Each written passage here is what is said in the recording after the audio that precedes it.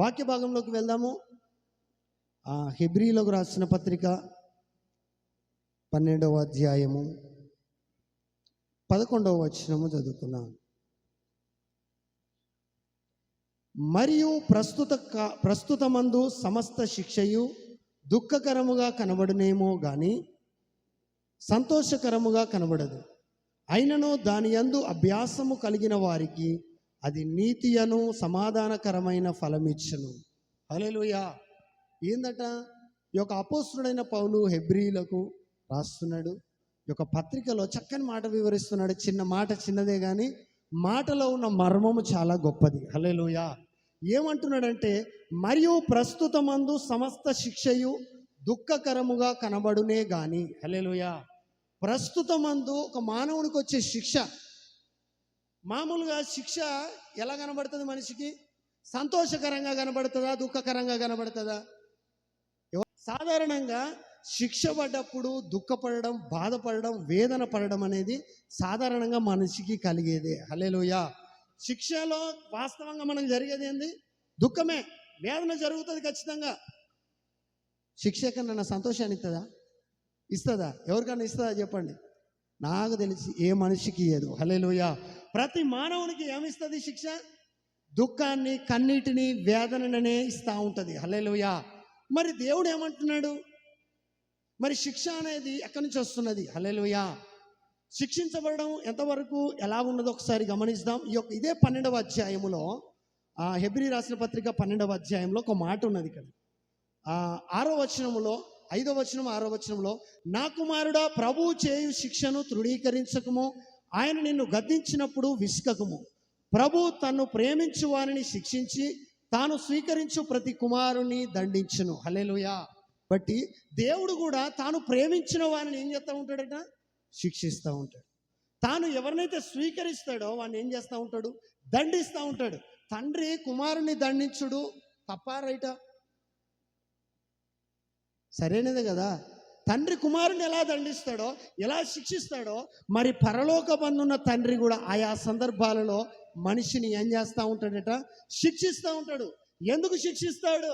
ఆయన నిన్ను ప్రేమించినాడు కాబట్టి. సైతాను కాదు శిక్షించేది, దేవుడే శిక్షిస్తూ ఉంటాడు. దేవుడే శిక్షగా అప్పగిస్తూ ఉంటాడు. దేవుడే ఆ సిచ్యువేషన్కు వాడిని అప్పగిస్తూ ఉంటాడు. వీడేమనుకుంటాడు తెలుసా? ఎవరు అప్పగిస్తాను అనుకుంటాడు? సైతాన్ పనిచేస్తుంది బాగా. అందుకని అన్నీ నాకు చుట్టూ ముట్టుకున్నాయి. మరి నువ్వు చేసిన అవిధేయత పనుల కోసం ఒకవేళ దేవుడు శిక్షిస్తున్నాడేమో, నువ్వు దేవునికి వ్యతిరేకంగా తిరిగినందుకు, నువ్వు దేవుని చిత్తంలో ఇంకా నడవలసిన త్రోవలో నడవనందుకు శిక్షిస్తున్నాడేమో. అలా ఆలోచన చేయడు. ఏమో ఆలోచిస్తున్నాడంటే, ఎవడో మనకు చేతబడి చేసిండ్రా, ఎవడో మంత్రాలు చేసిండు అని చెప్పేసి ఇక వాడిని కనుగొనే పనిలో పడతారు. హల్లెలూయా.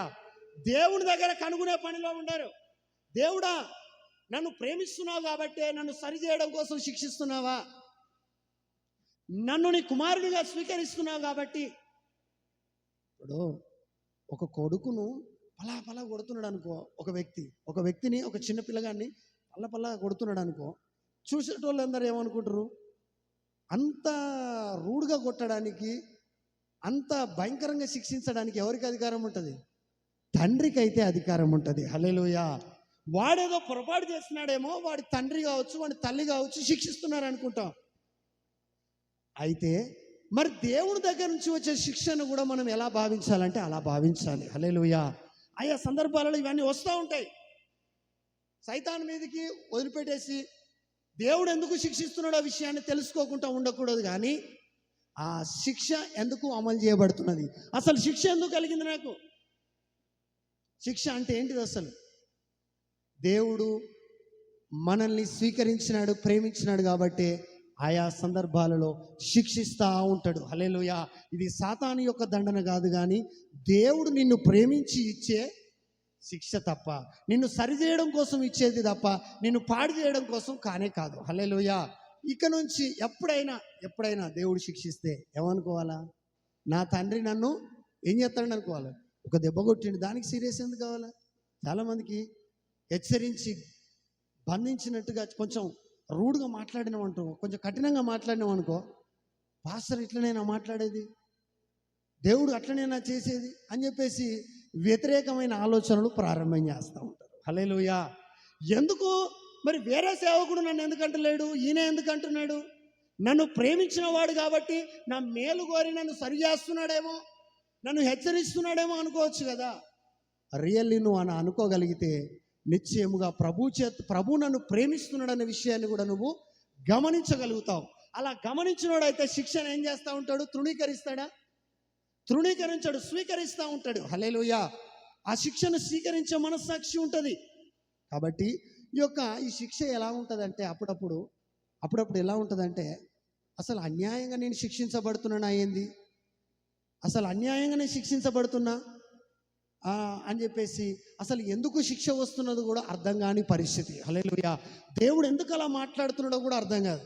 సేవకుడు అలా కఠినంగా ఎందుకు మాట్లాడుతున్నాడో కూడా అర్థం కాదు. కనీసం ఆ యొక్క శిక్ష అనేది అమలైనప్పుడు, శిక్షించినట్టుగా మాట్లాడినప్పుడు ఎందుకయ్యా ఇలా మాట్లాడుతున్నావు, తగిన లోపం నా దగ్గర ఏమైనా ఉన్నదా అని నువ్వు ఏం చేయాలి? ప్రభువును అడిగే వ్యక్తివై ఉండాలి. హల్లెలూయా. అడిగి తెలుసుకొని దాన్ని సరి చేసుకునే వ్యక్తివై ఉండాలి. ఎందుకంటే ఒకానొక సందర్భములో ఈ యొక్క మార్కు సువార్త 14వ అధ్యాయము 29-30 వచనములో ఈ యొక్క యేసుక్రీస్తు ప్రభుల వారు ఆ యొక్క పేతురుతో ఆ మాట అంటాడు. ఏమని తెలుసా? చదువుకుందాం ఒకసారి, ఆ మాట చదువుకుందాం. మార్కు సువార్త 14వ అధ్యాయము 29వ వచనం. అందుకు పేతురు, అందరూ అభ్యంతరపడినను నేను అభ్యంతరపడనని ఆయనతో చెప్పగా, యేసు అతన్ని చూసి, నేటి రాత్రి కోడి 2 మార్లు కూయక మునుపే నీవు నన్ను ఎరగనని ముమ్మారు చెప్పెదవని నీతో నిశ్చయముగా చెప్పుచున్నాను నేను. హల్లెలూయా. ఏమంటున్నాడు? దేవుడు సడన్గా చెప్తున్నాడు వాళ్ళ దగ్గర నుండి శిష్యులతో అంటున్నాడు.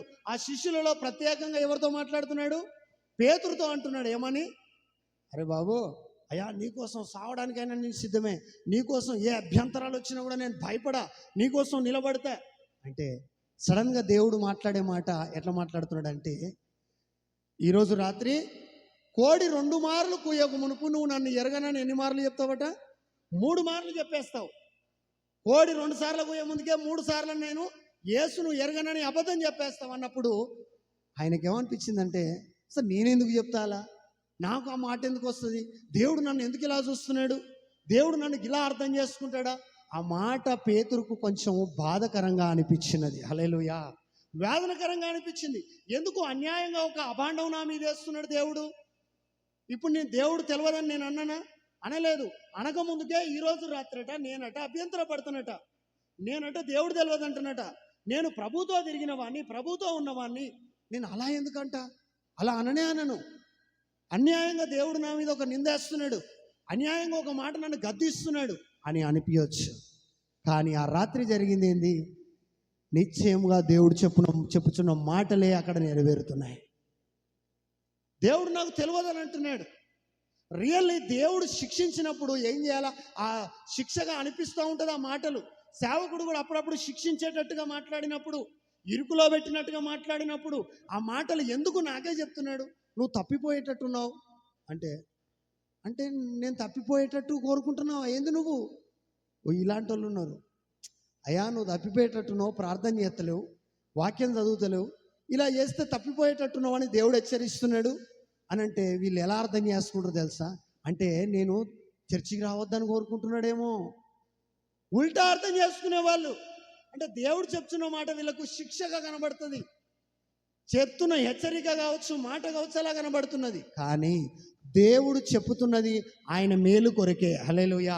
ఒకవేళ అప్పుడే అడిగి ఉండాల్సింది, అయ్యా అలాగూ నేను మాట్లాడకుండా, అలాగూ నేను దోషంలో పడకుండా, నిన్ను ఎరగను అని నేను చెప్పకుండానట్లు నీవు నాకు సహాయం చేయి, అట్టి నీ యొక్క ఇంద్రియ నిర్గమము కలిగిన నీ ఆత్మతో నన్ను నింపు, నీ పరిశుద్ధాత్మతో నింపి నన్ను బలపరచు అని దేవుని దగ్గర వేడుకోవాల్సిన పేతురు ఆయన మాటను కొంచెం వేరే రీతిగా అర్థం చేసుకున్నాడు. కాముగా వెళ్ళిపోయినాడు, ఏమోలే చూద్దాంలే అన్నట్టుగా. కానీ తర్వాత జరిగింది ఏంటంటే వాస్తవానికి అదే జరిగింది. హల్లెలూయా. కాబట్టి ఈ యొక్క శిక్ష వచ్చినప్పుడు దాని ఉద్దేశం ఏంటిది? మనము శిక్షను అనుభవించడే కాదు, ఆ శిక్షలో నుంచి మనకు అప్పగించబడిన కఠిన పరిస్థితులలో నుంచి మనం ఏదైతే నేర్చుకోవాలో అది ఖచ్చితంగా నేర్చుకోవాలి. హల్లెలూయా. అసలు మనం ఏం నేర్చుకోవాలి శిక్షలో నుంచి అంటే విధేయత నేర్చుకోవాలి. హల్లెలూయా. మొదటగా దేవునికి ఎలా విధేయత కలిగి ఉండాలో నేర్చుకోవాలి. అందుకని యేసుక్రీస్తు ప్రభుల వారు కూడా ఏం నేర్చుకున్నాడు? విధేయత నేర్చుకున్నాడు. చదువుకుందాం ఆ మాట. హెబ్రీ రాసిన పత్రిక 5వ అధ్యాయము 8వ వచనంలో ఒక మాట ఉంటుంది. ఆయన కుమారుడయ్యుండి తాను పొందిన శ్రమల వలన విధేయతను నేర్చుకొనెను. హల్లెలూయా. ఆ శ్రమల అనుభవంలో నుంచి, శ్రమల వలన ఏం నేర్చుకుంటున్నాడట? విధేయత నేర్చుకుంటున్నాడు. దేవుని ఆజ్ఞను పాటించడం నేర్చుకుంటున్నాడు. ఒక మాదిరి మనకు చూపిస్తున్నాడు. మరి మనము కూడా ఈ లోకములో యేసుక్రీస్తు ప్రభువుల వారిని చూసి మరి మనం ఎలా ఏం నేర్చుకోవాలా? సంఘానికి ఎలా విధేయత కలిగి ఉండాలి, దేవుని వాక్యమునికి ఎలా విధేయత కలిగి ఉండాలి, పెద్దలను ఎలా గౌరవించాలి, గురువులను ఎలా గౌరవించాలి, దేవుని యొక్క ఆజ్ఞలు ఏమై ఉన్నాయి, పద్ధతులు ఏమై ఉన్నాయి, క్రమాలు ఏమై ఉన్నాయి, వాటికి ఎలా లోబడాలి, ఎంతవరకు మాట్లాడాలి, ఎలా నడుచుకోవాలి, ఇవన్నీ కూడా మనం ఏం చేయాలా? నేర్చుకోవాలి దేవుని సన్నిధిలో. హల్లెలూయా. విధేయత లేకుంటే రాసిన పత్రిక 6వ అధ్యాయం 1వ వచనంలో కూడా ఉంటుంది. ప్రభువునకు వలె మీ తల్లిదండ్రులకు మీరు ఏమై ఉండాలా? విధేయులయ్యుండు, ఇది ధర్మమే. దేవునికి విధేయులైన రీతిగా తల్లిదండ్రులకు కూడా ఏమై ఉండాలా? విధేయులై ఉండాలి. తండ్రిగా భావిస్తున్న దేవాతి దేవునికి ప్రభు అయిన యేసుక్రీస్తు ప్రభుల వారు ఏమై ఉన్నాడు? విధేయుడై ఉన్నాడు. ఆయన చెప్పినదంతా కూడా ఏం చేస్తున్నాడు? ఇక్కడ కుమారునిగా నెరవేర్చినాడు.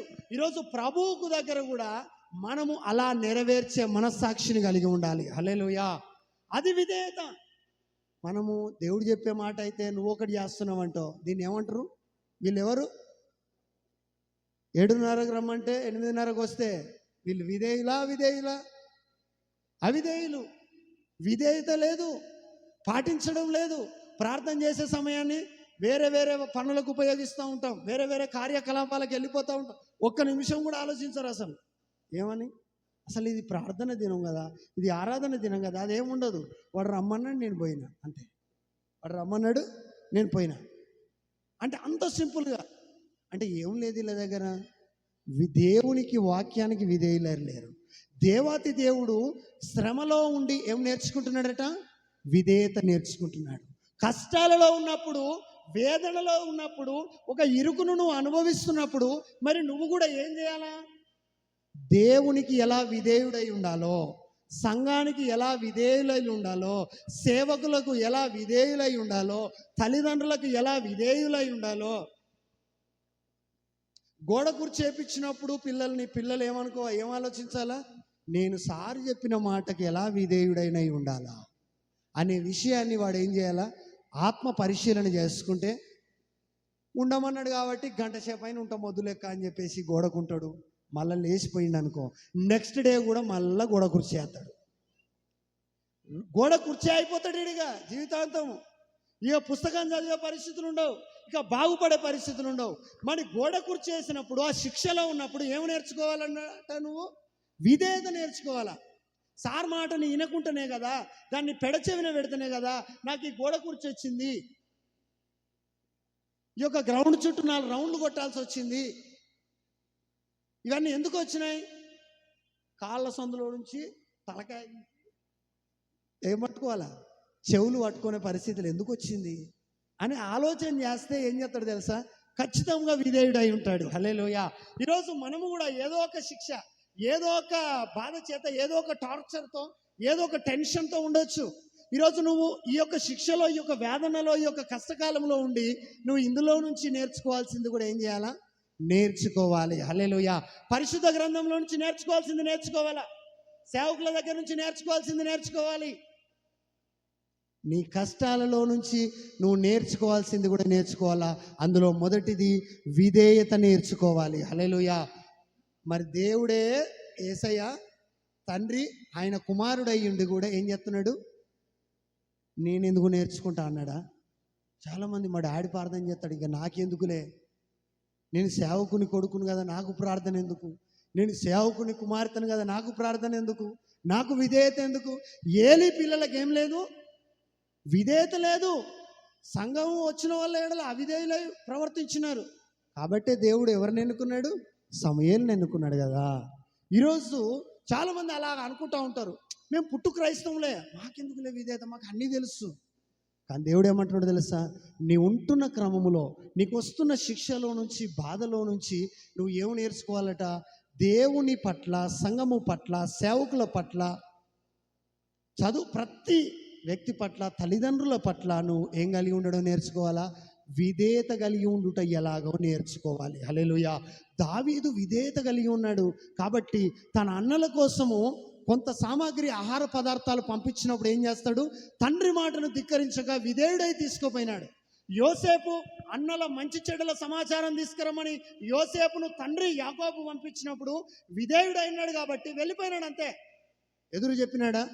నిజంగా సేవకుడు బాధపడేది దేనికో తెలుసా? సంఘము అవిధేయులై ఉంటే, సంఘము సేవకుల మాట వినకపోతే బాధపడతాడు. తల్లిదండ్రులు కూడా అంతే. వీడేమో తీసుకురాలేదని బాధపడరు వాళ్ళు, వీడేమో సంపాదించి పెట్టలేదని బాధపడరు. ఏం బాధపడతారు తెలుసా? నా మాట వింటలేడని బాధపడతారు. తల్లిదండ్రులు బాధపడేది అదే, సేవకులు బాధపడేది కూడా అదే. ఎందుకు దేవుని మాటను స్వీకరిస్తలే, ఎందుకు దేవుని మాటను వీళ్ళు విస్మరిస్తున్నారు? దానికే బాధ. దయచేసి ఇప్పటి నుంచి అయినా మనం ఉన్న పాటున ఏమి నేర్చుకోవాలి? దేవుని ఎదుట మంచి విధేయత కలిగి ఉండాలి. హల్లెలూయా. రెండో